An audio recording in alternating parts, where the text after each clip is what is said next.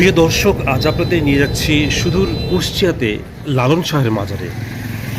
আপনাদের আজ জানাবো লালন শাহের পুরো ইতিহাস। দেখছেন লালন শাহের মাজার।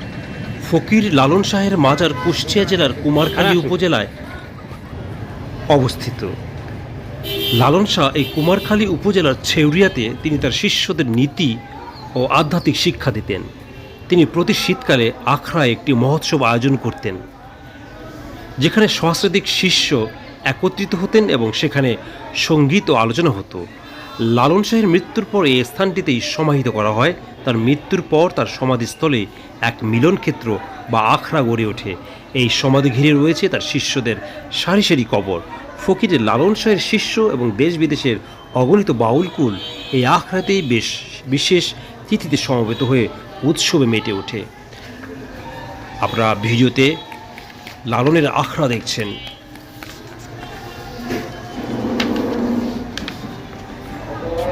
প্রতি বছর দুইবার লালন মেলা অনুষ্ঠিত হয়। একবার দোল পূর্ণিমা উৎসবের সময় 2000 এবং আরেকটি বাংলা কার্তিক মাসের 1 তারিখ। লালন আখড়ায় বিশাল লালন মেলা হয়। লালন মেলায় সারা দেশ থেকে তার শিষ্যদের আগমন ঘটে। রাত ভোর চলে বাউল গানের উৎসব। এই উপলক্ষে মাজারকে সাজানো হয় রঙিন করে। আলোকসজ্জা, তরুণ নির্মাণ ও বিশাল সামিয়ানা টাঙ্গিয়ে দেওয়া হয়। সেই সাথে থাকে গ্রামীণ মেলার আয়োজন। লালন মেলা উপলক্ষে দেশ বিদেশের অনেক দর্শনার্থীর আগমন ঘটে। দেখছেন লালনের মাজার, এখানেই সমাহিত করা হয়েছে লালন শাহকে এবং সম্মুখভাগে দেখছেন বেশ কিছু কবর রয়েছে।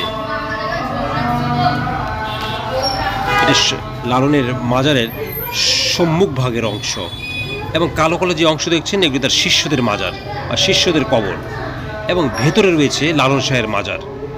লালনের আখড়া দেখা ছাড়াও চারপাশের বেশ কিছু দর্শনীয় স্থান ঘুরে দেখতে পারেন। তার মধ্যে উল্লেখযোগ্য হল রবীন্দ্রনাথের কুঠিবাড়ি, মীর মোশাররফ হোসেনের বাস্তুভিটা, গড়াই নদীর তীরে রেনুকের বাঁধ, ট্যাগর লজ।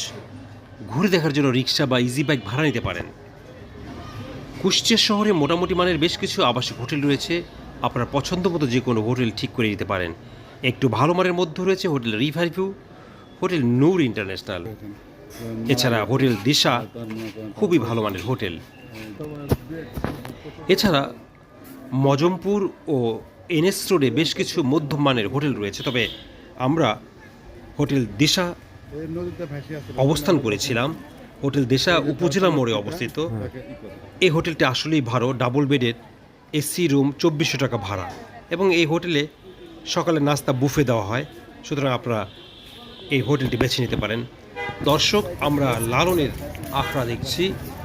আগে বলেছি লালনের আখড়া দুটি অংশে বিভক্ত। আমরা প্রথম অংশ দেখলাম, যেখানে কবর রয়েছে, সমাধি রয়েছে, এবং বের হয়ে সম্মুখে যে অংশটা রয়েছে সেখানে সারি সারি কিছু দোকান রয়েছে।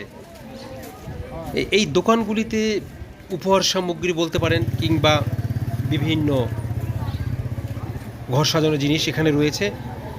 যে সকল দর্শক এখানে বেড়াতে আসেন তারা তাদের পরিবার পরিজনের জন্য বিভিন্ন গিফট এখান থেকে ক্রয় করেন।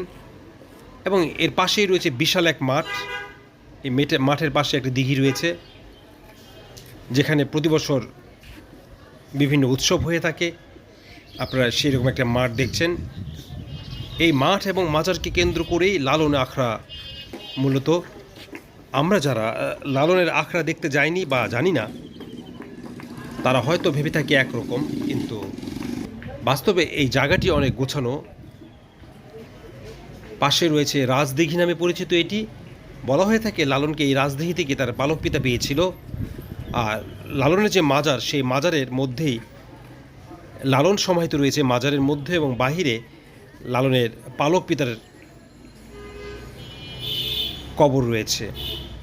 আপনারা ভিডিওতে রাজদিঘি দেখছেন। কথিত আছে এই রাজদিঘিতেই তার পালক পিতা তাকে পেয়েছিল ভাসমান অবস্থায়। দর্শক, আপনাদেরকে লালন সম্পর্কে ধারণা দেওয়া হলো। যারা কুষ্টিয়া বেড়াতে আসবেন তারা শহর থেকে 100 টাকায় ভাড়ায় এই লালনের আখড়া যেতে পারেন। জায়গাটি সুন্দর, নিরাপদ, আপনারা দেখতে পারেন, ঘোরার জন্য আদর্শ জায়গা। আমার তো গোসল করতে আর ইচ্ছে লালনের আখড়া থেকে করছে। গোসল করতে ইচ্ছে করছে। বেরিয়ে আপনি প্রাবন্ধিক গল্পকার মীর মোশাররফ হোসেনের বাড়ি যেতে পারেন এবং এই রাস্তা দিয়েই কবিগুরু রবীন্দ্রনাথ ঠাকুরের কুঠি রয়েছে, অর্থাৎ 3টি দর্শনীয় স্থান আপনারা ঘুরে বেড়াতে পারেন। দেখছেন লালন সাহেবের মাজার সংলগ্ন এলাকা।